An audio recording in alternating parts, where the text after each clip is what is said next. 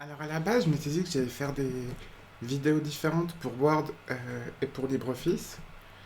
Et puis au final, il y a beaucoup qui est vraiment très très similaire. Donc je me suis dit que c'était peut-être plus pertinent de faire une seule vidéo pour Word et LibreOffice quand c'était très similaire. Alors il y a des sujets sur lesquels on verra que il y a des choses assez différentes. Donc pour le coup, il y aura sans doute des vidéos séparées. Mais en tout cas, pour les choses plutôt basiques, au moins au départ, ce que je vais faire, c'est que je vais faire une vidéo essentiellement, donc là en l'occurrence sur Word, et après une petite partie sur LibreOffice pour expliquer les quelques petites différences qu'il y a, sachant que ce sera globalement la même chose. Alors, on va voir rapidement les bases d'utilisation de Word, à quoi ressemble l'interface de base,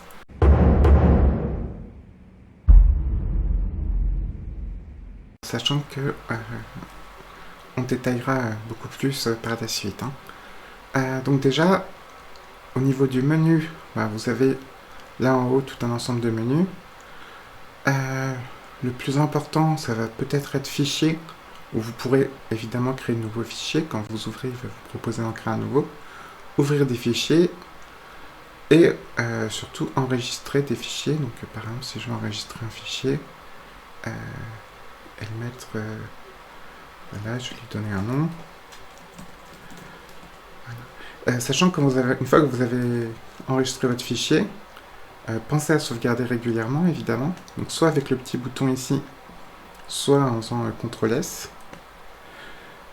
Toujours au niveau de l'interface, donc par exemple si je fais des bêtises, vous avez ici le petit bouton qui permet de revenir en arrière, donc d'annuler, le petit bouton qui permet de répéter, enfin de rétablir, sachant que la touche sur le clavier, le raccourci clavier, ce sera CTRL Z pour annuler.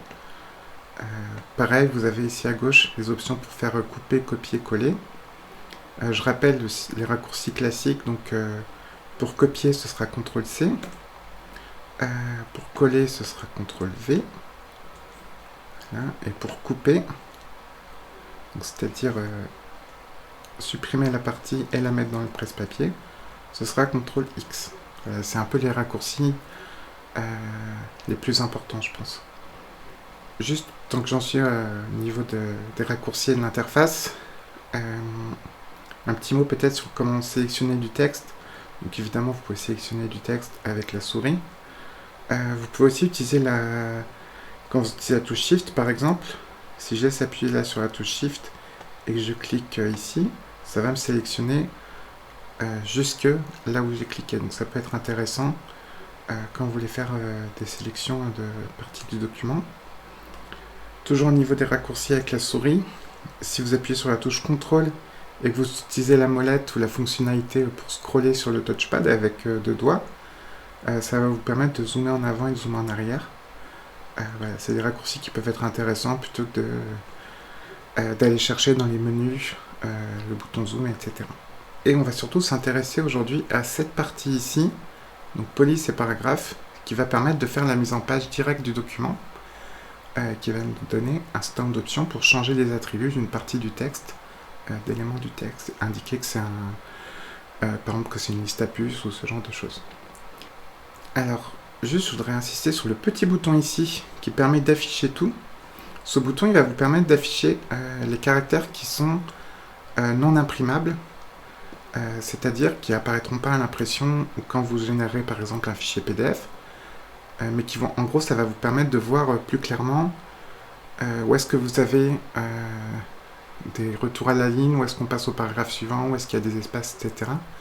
Je vous recommande vraiment de toujours éditer vos documents Word avec ça activé. Ça vous permet de voir, par exemple, si je mets un espace en trop ici entre Microsoft et Word, je vais le voir beaucoup plus facilement avec ça que si je décoche.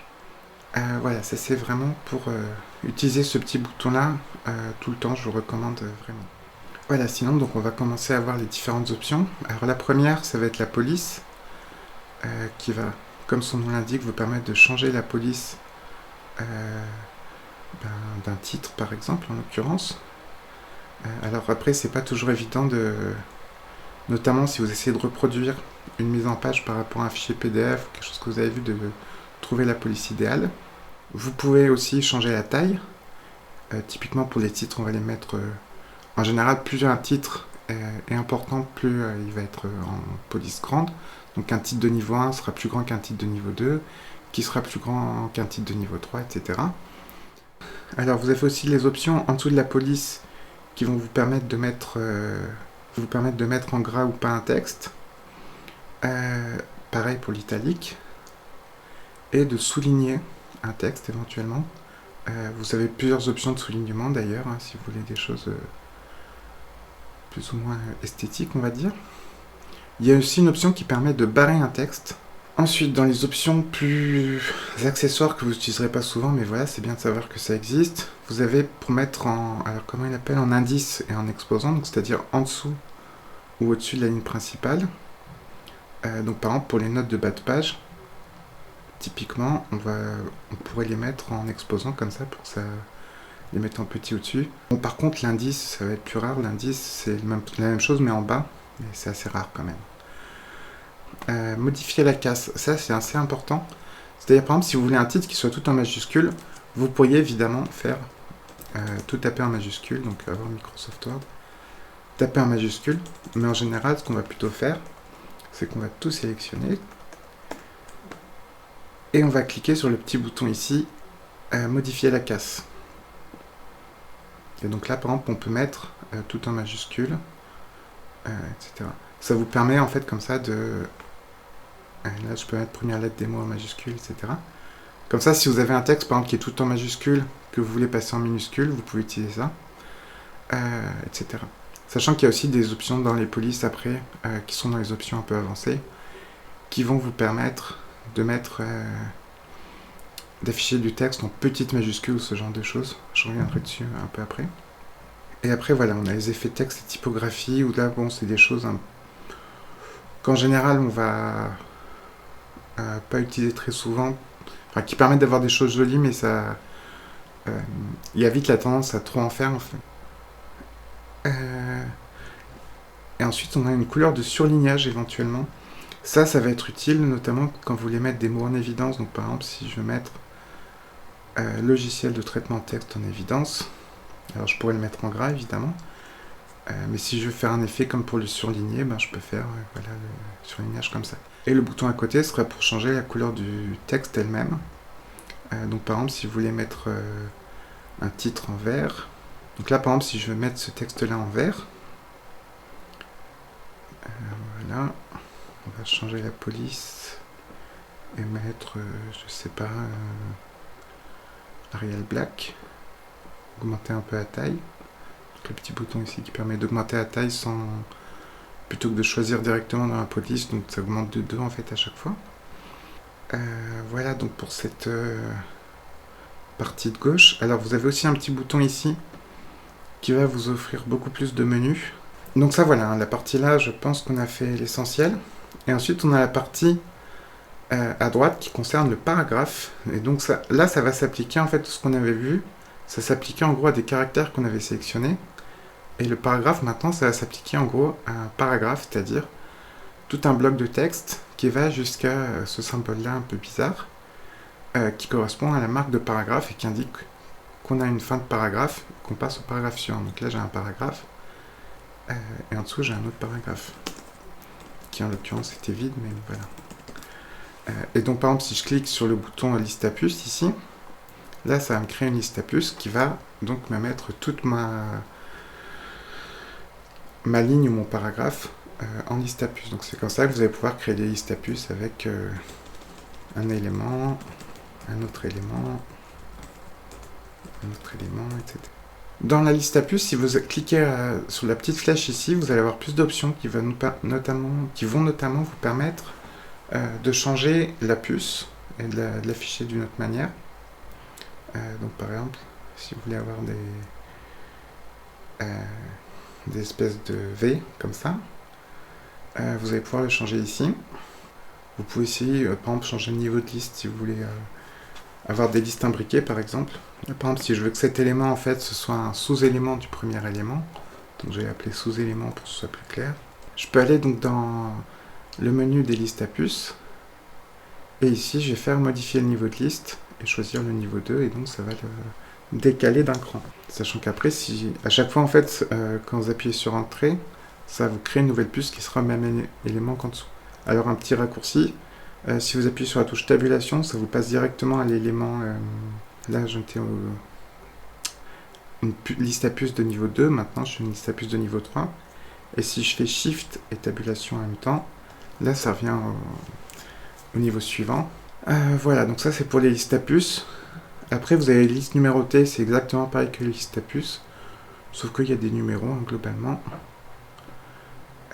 Pareil, vous avez des bibliothèques de numéros différents, donc si vous préférez que ce soit numéroté en 1, 2, 3, ou avec des chiffres latins, ou avec ABC, etc., vous pouvez changer ici. Ensuite, vous avez les boutons à droite, donc des puces. Ça va être le retrait. Donc par exemple, là, si je veux que mon titre, il soit un peu décalé à droite, pour qu'on le voit plus, par exemple, je vais pouvoir cliquer ici, et donc ça va ajouter un niveau de retrait. Et si je clique ici, ça va revenir au départ. Voilà. Et alors, ça rejoint un peu le retrait. Vous allez avoir les options ici de justification, ou d'alignement, plutôt d'alignement, oui. Donc l'alignement, ça va être, on va montrer ici, donc par défaut, votre texte il va être aligné à gauche, c'est-à-dire que si vous regardez par exemple ce paragraphe, vous voyez qu'à gauche c'est aligné, enfin, les caractères à gauche ils commencent toujours au même endroit. Par contre à droite, du coup il y a des fois où ils ne terminent pas toujours exactement au même endroit. Donc voilà, c'est ça qui s'appelle être aligné à gauche. Et donc évidemment s'il y a une ligne qui est pas suffisamment grande pour remplir toute la ligne, une ligne de texte où il n'y a pas assez de texte pour remplir toute la ligne, du coup il va y avoir un espace blanc qui va être à droite puisqu'on est aligné à gauche. Ça vous pouvez changer ici, donc si vous voulez mettre par exemple en aligné à droite, ce sera pareil mais à droite. Vous pouvez aussi centrer, donc là cette fois-ci ce sera du coup ce sera aligné au milieu hein, en gros, et vous aurez à la fois un espace vide à gauche et un espace vide à droite qui seront à peu près symétriques, enfin totalement symétriques normalement. Et la dernière option c'est justifier. Justifier, ça vous permet, alors ça va pas marcher pour les lignes où il n'y a pas assez de texte. Là vous allez voir qu'on a toujours du vide ici à droite. Par contre les lignes qui sont pleines, elles vont être remplies jusqu'au bout, et donc à droite ce sera justifié, ce sera aligné aussi, donc justifié des deux côtés on va dire. Vous allez voir que les caractères se terminent à peu près au même endroit. Alors le problème de la justification, c'est que vous allez vite avoir en fait des espaces. En gros la justification, le logiciel ce qu'il fait c'est qu'il va jouer sur la taille des espaces entre les caractères, entre les mots notamment, mais aussi un peu entre les caractères, pour faire en sorte qu'on tombe à chaque fois bien avec les lettres bien alignées. Mais du coup, si vous avez des mots qui commencent à être un peu grands, donc là par exemple, si je commence à taper des lettres ici, du coup là forcément vu qu'il y a moins de mots, ça a commencé à me faire passer à augmenter les espaces qui étaient entre les mots. Et si je continue à faire ce genre de choses, j'ai des trucs avec trop de des mots qui sont trop longs en fait, j'ai commencé à avoir des espaces qui sont qui commencent à être vraiment importants. Alors il y a une solution à ça qui s'appelle la césure. La césure c'est ce qui permet de couper des mots tout simplement avec les tirets. Et on verra ça en fait c'est pareil dans une autre session, puisque là c'est vraiment les bases. Le petit bouton ici qui va concerner l'interligne et l'espacement de paragraphe. Donc si vous cliquez juste sur le bouton ici, ça va vous changer en fait l'interligne, donc ça va augmenter l'espace que vous voyez entre chaque ligne du paragraphe. Donc vous voyez que par défaut vous avez un interligne qui est de 1 si je dis pas de bêtises, et plus vous augmentez, plus ça va être important. Alors en général on va avoir un interligne, par défaut il est de 1, parfois on vous demande un interligne un peu plus important, notamment pour des textes que vous allez imprimer, si par exemple s'il y a besoin de faire des corrections en dessous manuscrites, c'est mieux d'avoir un interligne un peu plus important, mais en général pour des textes qui n'ont pas vocation à être édités derrière à la main, on va plutôt utiliser un interligne de 1. Et après vous avez les espaces avant le paragraphe et après le paragraphe. Voilà, donc là, si je supprime l'espace avant le paragraphe et après le paragraphe, une fois que j'ai vraiment supprimé les deux, vous allez voir que mes paragraphes, comme ça, ils apparaissent sans espace entre les paragraphes. Si vous cliquez le bouton ici, vous aurez un peu plus d'options, et notamment, vous aurez les options retrait et espacement, que vous allez pouvoir choisir ici. Et donc l'espacement, ce sera ce qu'on avait vu, l'espace avant et après paragraphe. L'espacement entre les paragraphes, typiquement, ça va être le genre de choses qui servent en fait à indiquer visuellement qu'on passe d'un paragraphe à un autre. En gros, il y a deux options dans les textes. Soit on utilise de l'espace entre les paragraphes, soit ce qu'on va faire, c'est qu'on va utiliser les paragraphes collés. 0pt, 0pt. Donc là, ça va me coller tous mes paragraphes. Et du coup, pour indiquer visuellement qu'on passe au paragraphe suivant, ce qu'on va faire, c'est qu'on va ajouter un retrait de première ligne sur les paragraphes. Et là, on va le voir ici. Donc chaque paragraphe va commencer par un retrait ici. Alors typiquement, ça va être plus utilisé notamment dans les romans, tandis que les espacements verticaux, ça va plutôt être utilisé notamment dans les journaux par exemple. Pour finir, sur les deux dernières options, donc on va avoir l'option trame de fond. Trame de fond, ça va être un peu similaire finalement au surlignage. C'est-à-dire que ça va vous... Sauf que ça correspond à toute la ligne. Ça va vous changer en fait la couleur de fond. Donc un peu comme vous aviez ici. Sauf que là, ça joue... Enfin, vous voyez que ça occupe toute la taille du texte. Donc voilà, par exemple, si je vais avoir un texte en blanc sur fond noir, je vais pouvoir changer la couleur du texte en blanc et mettre une trame noire, par exemple. Et la dernière chose, ça va être les bordures. Alors les bordures, c'est un tout petit peu plus complexe, mais pas beaucoup. Parce que vous voyez qu'il y a plusieurs options. Vous pouvez soit avoir des bordures inférieures, supérieures, à gauche, à droite, etc. Et vous avez les options plus générales, en fait, bordure et trame, si vous voulez avoir plus d'options d'un coup. Et en fait, le truc à savoir, c'est que, comment dire, quand vous utilisez les bordures, donc là, je vais cliquer sur bordure inférieure, donc là, ça m'a rajouté une bordure en bas.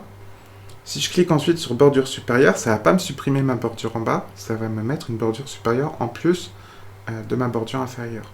Vous pouvez aussi jouer en fait sur...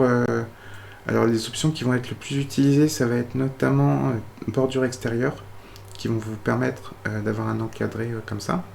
Si vous voulez jouer sur la taille des bordures, il faudra cliquer en fait sur le bouton bordure et trame, où là vous pouvez choisir directement ici, cliquer sur les bordures que vous voulez ou pas. Donc là par exemple, si je veux avoir juste des bordures en haut et en bas, je vais cliquer sur les bordures de gauche et de droite pour les désactiver.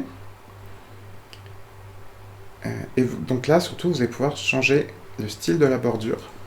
Donc avoir par exemple une bordure pleine, une bordure en tiret par exemple, avec différents types de traits. Donc là, par exemple, vous avez double trait,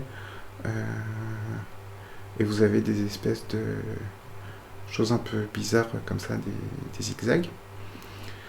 Vous pouvez jouer aussi évidemment sur la couleur. Par exemple, si vous voulez mettre une bordure en zigzag rouge, voilà. Et vous pouvez aussi jouer un peu sur la largeur. Voilà, donc là, par exemple, j'ai une bordure comme ça, en zigzag, autour de mon paragraphe. Aussi, sur les bordures, vous allez, donc toujours dans l'option bordure et trame, vous allez voir bordure de page. Donc ça, ça va s'appliquer de la même façon, mais à toute la page. Donc c'est pareil, vous pouvez encadrer votre page pour lui donner une bordure. Et là, on va voir, donc sur notre page, on va avoir une bordure sur les côtés de la page. Et du coup, je crois que ça couvre à peu près toutes les options de ces deux menus police et paragraphe. Voilà, je crois que c'est à peu près tout. Alors, pour ce qui est de LibreOffice,